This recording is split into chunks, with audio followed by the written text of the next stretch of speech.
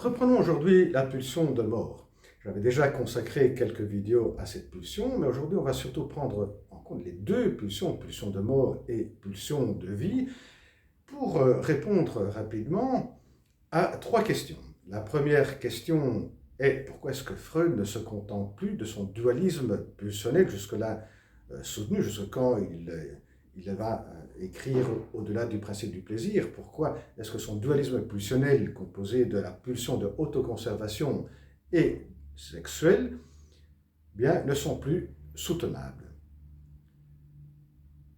Deuxième question est pourquoi introduire la pulsion de mort et pulsion de vie? Et pour terminer, la troisième question est comment est-ce que la pulsion de mort et de vie se manifeste dans l'appareil psychique? Commençons par la première question. Pourquoi est-ce que Freud ne se contente plus du dualisme pulsionnel composé de la pulsion de autoconservation et pulsion sexuelle? Eh bien, le titre de l'ouvrage où Freud introduit la pulsion de mort nous l'indique déjà au-delà du principe du plaisir. C'est-à-dire que le principe de plaisir, qui pour Freud était le principe maître, le principe qui gouvernait l'appareil psychique, eh bien, il se trouve que face à certains phénomènes psychiques que l'on peut observer, ce principe, le principe de plaisir, ne fonctionne plus, est mis sous échec.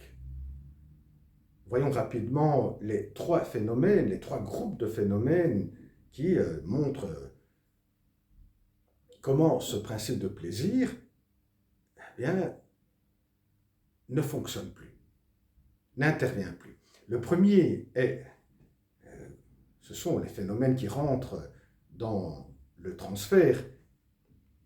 Le patient, la personne, dans la vie quotidienne, dans son ménage, avec des amis, avec sa petite amie, va répéter certaines situations vécues à l'enfance, pendant l'enfance, qui vont amener d'une manière répétée du déplaisir. Deuxième phénomène, on les retrouve dans les névroses de guerre.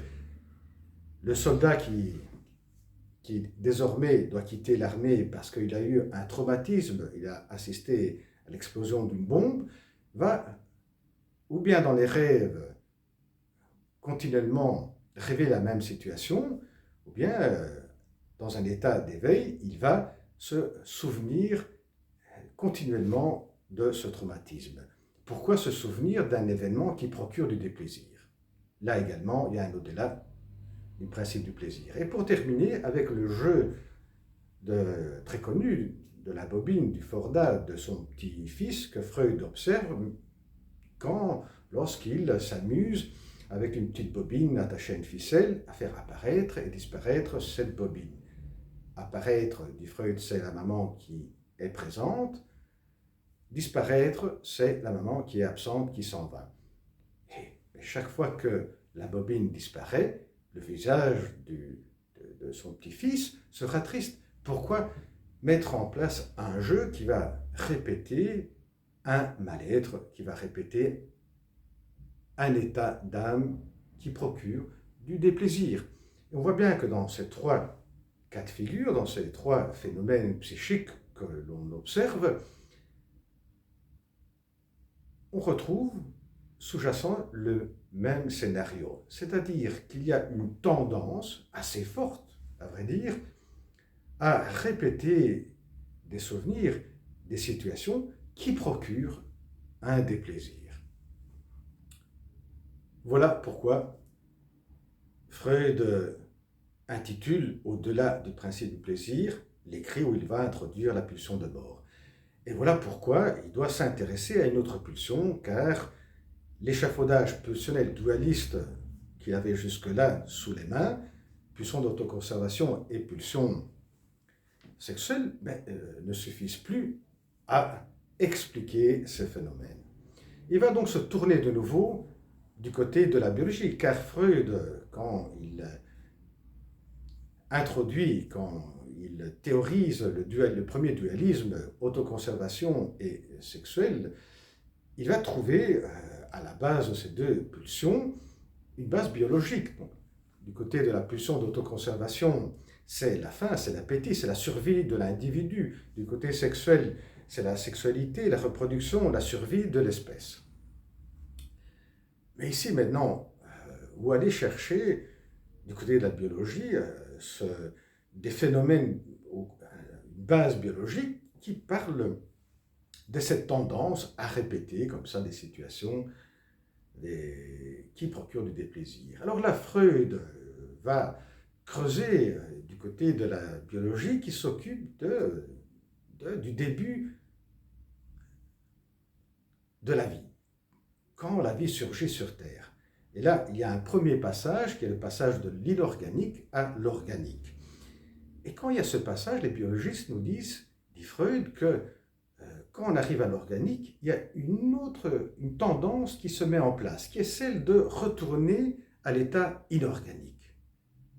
Donc une tendance à retourner à un état précédent.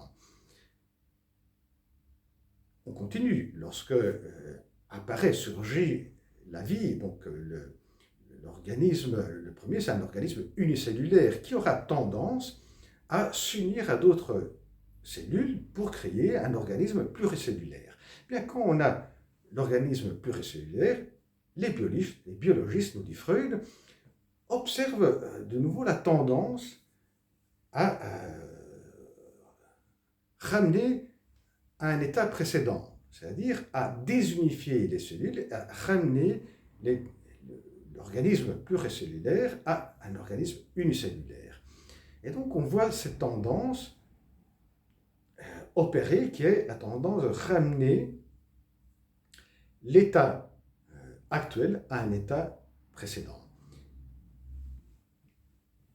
Eh bien, c'est cette tendance-là de ramener un état actuel à un état précédent, ce précédent, c'est la mort. Et donc, il y aurait une tendance à revenir à l'état qui est l'état avant la vie. Et l'état avant la vie est la mort. Et voilà pourquoi une pulsion qui est pulsion de mort. Et du côté maintenant de cette tendance de la vie, c'est-à-dire de créer l'organisme et l'organisme unicellulaire de se unifier avec plusieurs cellules, quand la cellule s'unifie avec d'autres cellules pour transmettre cet organisme, pour que l'organisme survive dans le temps, ce organisme pluricellulaire, eh bien, il faut une reproduction, et là, dit Freud, devait surgir la sexualité. Donc il y a une tendance qui est opposée à celle tendance pulsion de mort qui est de ramener un état précédent. Il y a une pulsion qui est pulsion de unifier. C'est la pulsion de vie. Et donc, le moment où les cellules s'unissent et vont se reproduire avec la sexualité n'est qu'une partie de la pulsion de vie. Donc la pulsion de mort est de ramener un état actuel à un état précédent, donc un état précédent qui est la mort, et dans ce processus, c'est de désunifier, car lorsque l'organisme pluricellulaire s'affirme, il y aura cette tendance à ramener un état précédent qui est unicellulaire. Donc c'est désunifier. Et lorsqu'on est dans un état désunifié, il y a aussi cette tendance à ramener un état inorganique qui est la mort. Donc la pulsion de mort, c'est désunifier et ramener un état avant la vie qui est la mort. La pulsion de vie, c'est une tendance à unifier, et quand il y a unification, c'est de reproduire avec la sexualité. Donc la sexualité est une partie de la pulsion de vie qui, en tant que pulsion général, elle vise à unifier. Et donc voilà pourquoi est-ce que Freud parle de pulsion de mort et pulsion de vie. Parce qu'il va trouver dans la biologie ces deux bases-là. Et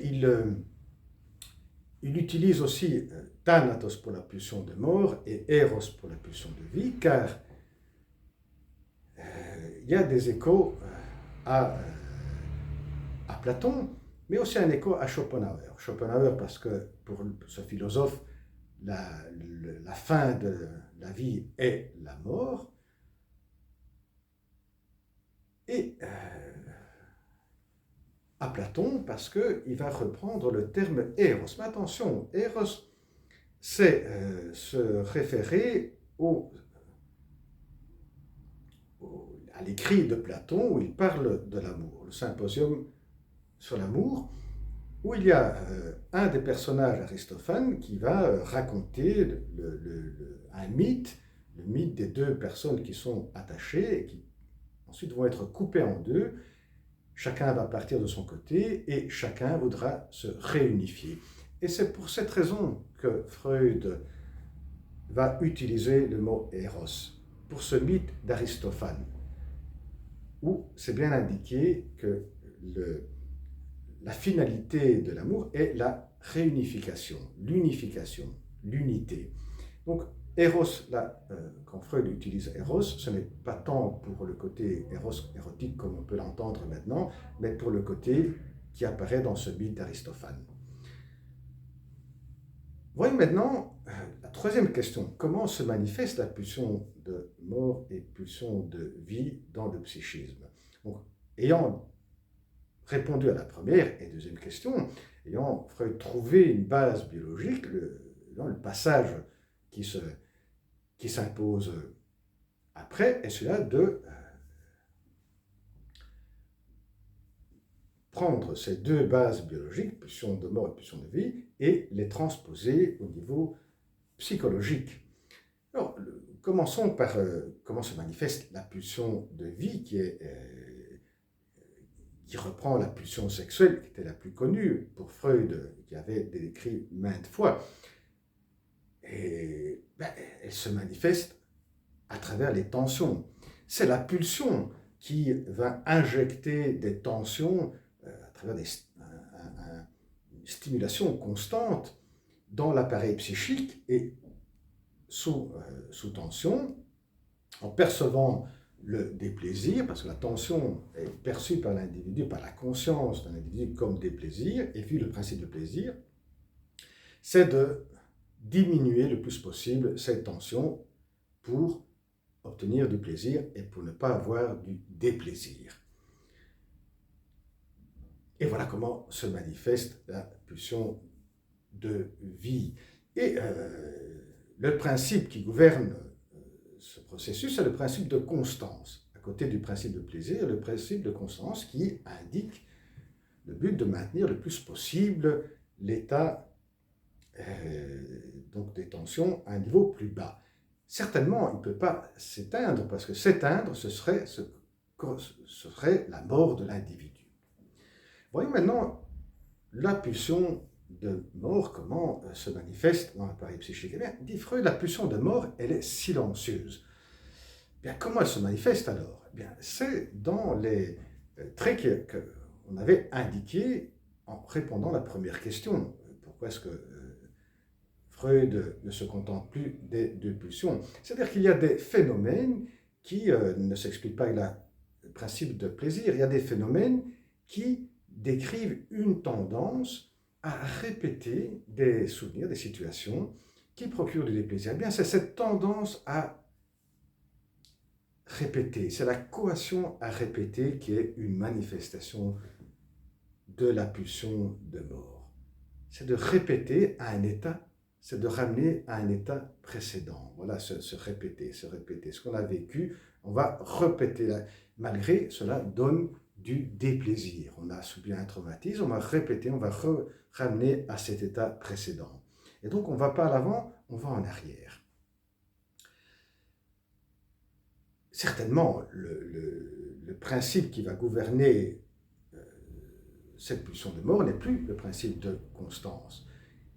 Et il y a un autre principe, le principe de nirvana, qui sera le principe psychologique de la manifestation de la pulsion de mort qui correspond à l'observation au niveau de la biologie. C'est-à-dire, pour la biologie, on avait vu, c'était cette tendance à ramener à un état précédent la vie. Eh bien, le principe de nirvana, c'est de réduire à zéro les tensions, de ramener un état de mort de l'appareil psychique. Et là, il y a un événement que tout le monde connaît, qui nous ramène à cet état de quiescence totale pour un instant très limité, qui est l'orgasme. Pendant l'orgasme, pendant un temps limité, eh bien, on a cette quiescence totale de mouvement, de tension totale. Attention, la pulsion de mort se manifeste par d'autres voies. Et comme on a vu, ça va respecter aussi ce qu'on observe dans la biologie. Donc, il y a ramener un état précédent qui est au départ de l'organique à l'inorganique, après est de pluricellulaire à unicellulaire, c'est-à-dire de désunifier, de détruire ce qui s'est construit. Donc, dans l'agressivité, dans les guerres. Mais attention, la pulsion de mort qui se manifeste dans la guerre est seulement en proportion minime par rapport à toutes les manifestations qu'on a dans le quotidien. Mais certainement dans l'agressivité. L'agressivité est l'expression de la pulsion de mort, comme la sexualité est une des expressions de la pulsion de vie. Et pour terminer, il y a d'autres manifestations de la pulsion de mort, qui est le masochisme primaire, par exemple, qui est la pulsion de mort et donc le masochisme provoqué par le surmoi. Voilà. Il y a d'autres manifestations que Freud va, après cet écrit intitulé Au-delà du principe du plaisir, qui va creuser par après. Et pour terminer, après avoir écrit cet écrit Au-delà du principe du plaisir, Freud se découvrira que ce dualisme pulsionnel, parce que Freud reste toujours ancré à un dualisme pulsionnel, donc entre Thanatos et Eros et Thanatos, eh bien on le retrouve chez un philosophe, et dit Freud, il n'y a aucune différence entre moi et ce philosophe, donc je n'ai rien inventé. C'est Empédocle, pour lequel il y avait un dualisme, deux forces opérantes dans le cosmos, qui était une force qui unifie et une force qui désunifie. Une force qui lie et une force qui délie. Bien que Empédocle n'utilise pas les deux termes, Thanatos, Eros, Thanatos, il utilise amitié, amour, pour unir, et haine, discorde pour détruire, pour désunifier. Mais, dit Freud, l'essence du discours est le même, la logique du raisonnement est la même. Et donc, on a comme ça une vue d'ensemble des deux pulsions, pulsion de mort, Thanatos, pulsion de vie, Eros. Ces deux pulsions, et là on se rend compte que Freud restera jusqu'à la fin un dualiste, car pour Freud, la pulsion est essentielle, mais est essentiel également le conflit, les deux pulsions qui rentrent en conflit.